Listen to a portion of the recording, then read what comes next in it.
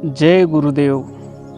हलवूनी नवचक्र मेळा, दाखवी महामायेच्या खेळा. दासा उद्धरी अवलीला, तया श्री गुरुशी नमो नमो. सद्गुरुनाथ ज्यांना आपण माऊली म्हणतो, कारण आई जसं आपल्या सर्व लेकरावर प्रेम करते, हुशार मुलावर तर करतेच, पण ज्याचं बुद्ध्यांक कमी आहे अशा लेकरावरही आईचं तेवढंच प्रेम असतं, त्याचंही कल्याण व्हावं अशी इच्छा असते.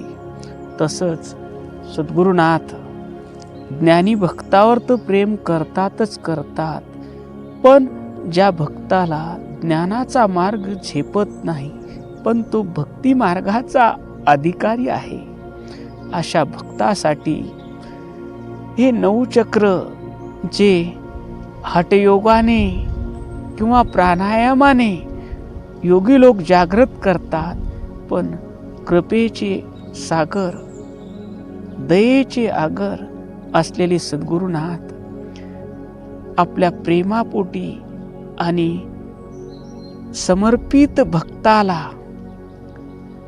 त्याच्या श्रद्धेपोटी त्याच्यावर कृपा करून आवलीला म्हणजे हे नवचक्र सहज हलवून त्याला या विश्वाच्या महामायेच्या खेळाचं गूढ रहस्य दाखवतात आणि त्याला परब्रह्मात लीन करतात.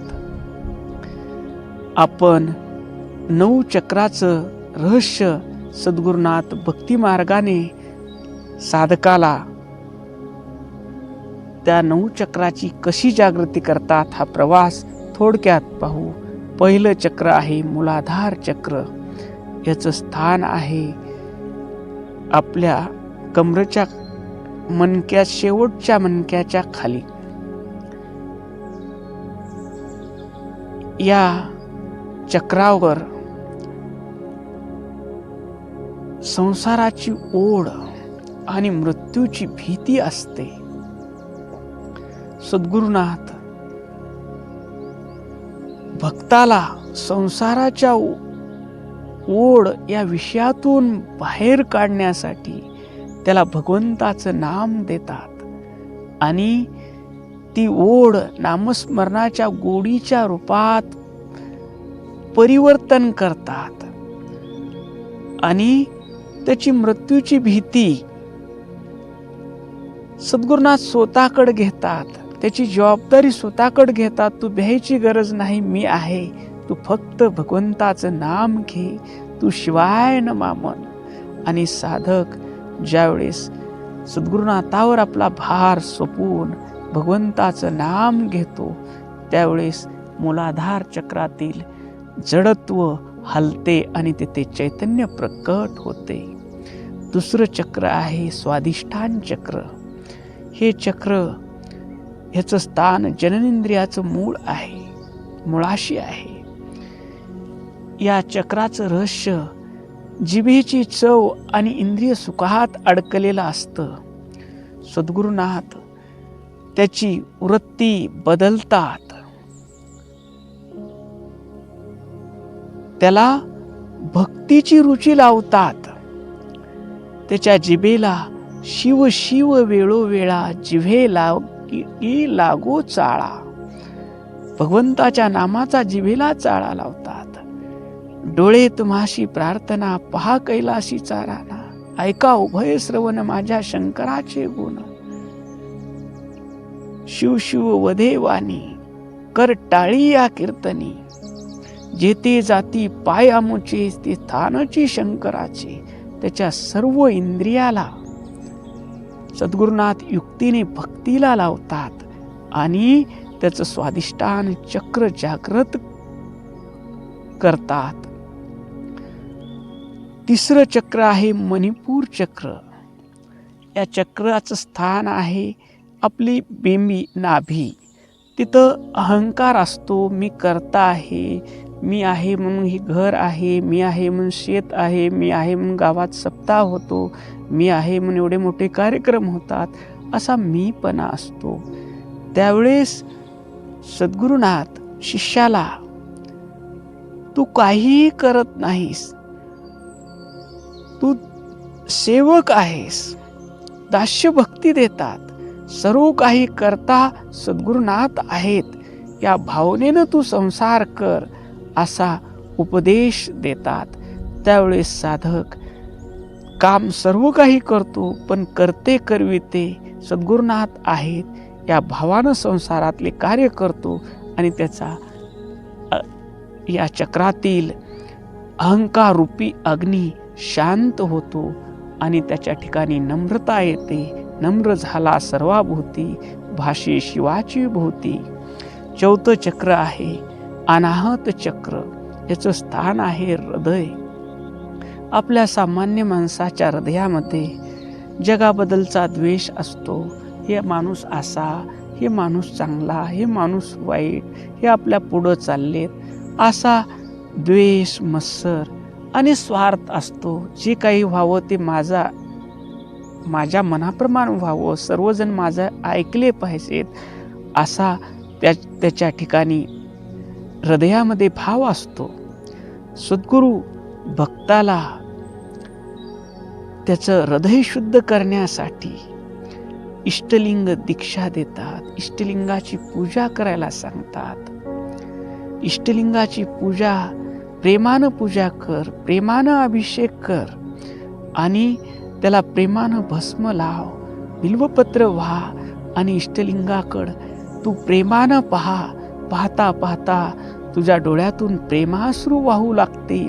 त्यावेळेस जगाबद्दलचा तुझा द्वेष, निंदा, स्तुती, मत्सर, स्वार्थ निघून जाईल आणि तुझ्या हृदयात प्रेम निर्माण होईल आणि तुझं हृदय प्रेमानं भरलं की तुला ओंकाराचा अनहद नाद ऐकू येईल. या सद्गुरुनाथाच्या उपदेशाप्रमाणे भक्त ज्यावेळेस पूजा करू लागतो, इष्टलिंगाचं ध्यान करू लागतो, त्यावेळेस त्याचं हृदय शुद्ध होतं आणि अनाहत चक्र जागृत होतं. पुढचं 5वं चक्र आहे विशुद्धी चक्र. विशुद्धी चक्र याचं स्थान आहे आपलं कंठ. आपल्या कंठामध्ये निंदा आणि स्तुतीचा कचरा साठलेला असतो. आपण मुखाने कुणाची तर निंदा करत असतो किंवा कुणाची तर स्तुती करत असतो. पण सद्गुरुनाथ मनमत मने ही वाणी लावी देवाचे कारणी.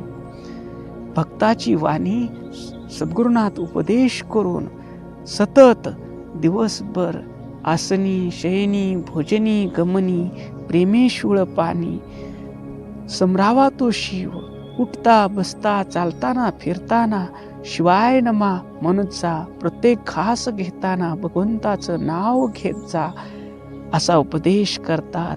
आणि नामस्मरण करता करता मुखाने नाम घेता घेता त्याचं हे विशुद्धी चक्र शुद्ध होतं आणि त्याच्या मुखातून प्रेमाचे शब्द, कल्याणकारी शब्द निघतात आणि त्याचे वाक्य सत्य होतात आणि त्याचं बोलणं आशीर्वादात्मक ठरू लागतं. अशा रीतीनं सद्गुरुनाथ विशुद्धी चक्र सहज जागृत करतात. 6वं चक्र आहे आज्ञाचक्र. येथे मी बुद्धिमान आहे, मी ज्ञानी आहे, हे बुद्धीचं वैभव मिरवायची या आज्ञाचक्रात एक हे असतं रहस्य. आज्ञाचक्रातलं हे बुद्धीचं बुद्धीपण बाजूला करण्यासाठी सद्गुरुनाथ त्याला उपदेश करतात. प्रातःकाळी उठून आसनी बैसावे सावचित्त होनी, भावे ध्यान करावे श्रीगुरूचे. दोन्ही भुवयाच्या मध्ये आज्ञाचक्राचं स्थान आहे. तिथं सकाळी तू लवकर उठ, डोळे झाकून शांत बस आणि चित्त एकाग्र करून त्या दोन्ही भुवयाच्या मध्ये सद्गुरुनाथाचं दर्शन कर. त्यावेळेस त्याची बुद्धी लय पावते, बुद्धी शांत होते आणि स्वतःचे विचार सोडून सद्गुरुनाथाच्या विचारात, आज्ञेत तो शिष्य चालू लागतो आणि त्याचं आज्ञाचक्र सद्गुरु कृपेने सहज जागृत होते. आता 7वे चक्र आहे औटपीठ. हे औटपीठाचं स्थान आहे टाळूच्या खाली. या ठिकाणी 3.5 मात्रा अ, उ आणि म ह्या ओमचा खेळ असतो. सद्गुरुनाथ भक्ताला येथे अनन्य शरणागतीचा उपदेश करतात. तू पूर्ण समर्पण कर. त्यावेळेस भक्त पूर्ण समर्पण करतो. मारी तारी चित्ती आहे ते करावे, आम्ही जीवे भावे शरण आलो. आता मला दुसरा कुणाचाही आधार नाही, सद्गुरुनाथच आमचे आधार आहेत. असा पूर्ण समर्पण करून अंतर्मुख होतो. सद्गुरुनाथाच्या चरणी लीन होतो. मी सद्गुरुनाथाचाच आहे या अवस्थेमध्ये तो जातो. त्यावेळेस त्याचं औटपीठ हे चक्र सद्गुरु कृपेने सहज जागृत होते. पुढचं 8वं चक्र आहे श्री 8. ह्याचं स्थान आहे औटपीठाच्या वरच्या बाजूला. येथे भक्तीचा परिपक्व काळ असतो. हाट म्हणजे बाजार, याला ज्ञानाचा बाजार म्हणतात. सद्गुरुनाथ शिष्याला म्हणतात, अरे जो तू आनंद जगभर शोधत होतास तो तुझ्या आतच आहे. तो तुझ्या आतच भगवंत आहे आणि तोच भगवंत जगात भरलेला आहे. त्यावेळेस हा भक्त विश्वाकडे पाहतो. जे जे दिशे दृष्टी पुढे ते अवघे शिवरूप गाडे. अशा पद्धतीनं त्याला विश्वरूप दर्शन होतं. त्याला विश्वातील नाते गोते माझे तुझे हा सर्व मायेचा खेळ आहे असा त्याचा भाव होतो आणि त्याचं श्रीहाट चक्र सद्गुरु कृपेने सहज जागृत होते. शेवटचं चक्र आहे गोलाट. हे आहे शून्य शिखर सहस्त्रार, जेथे द्वैत संपते. सद्गुरुनाथ भक्ताला उपदेश करतात, तूच देव आहेस. जशी गंगा सागराला जाऊन मिळाल्यावर गंगा राहत नाही बाळा, तसं तू आता देवात लीन झाल्यानंतर तूच देव आहेस. तुझ्याशिवाय दुसरी व्यक्ती वस्तू नाही. विश्वरूपानं भरलेलं चैतन्य तूच आहेस असा त्याला उपदेश करतात. आणि हा साधक परब्रह्मामध्ये लीन होतो, जिथे कोणताही योग याग तप जप अनुष्ठान न करता केवळ प्रेमापोटी भक्ताच्या श्रद्धेपोटी सद्गुरु भक्ताला परब्रह्मामध्ये विलीन करतात. सद्गुरु हा 9 चक्राचा मेळा अशा प्रकारे हलवतात की त्या भक्ताला त्याची कष्टही जाणवत नाहीत. म्हणून दासा उद्धरी आवलीला अगदी सहजपणे ह्याला 9 चक्राच्या पार घेऊन जाऊन त्याला परब्रह्म स्वरूपाची प्राप्ती करून देतात. अशा सद्गुरुनाथाला संत शिरोमणी मन्मथ माऊली दयाश्री गुरुशी नमो नमो असा मीपणाचं समर्पण तुमच्या चरणी आहे असा भाव व्यक्त करतात. ओम शांती शांती शांती.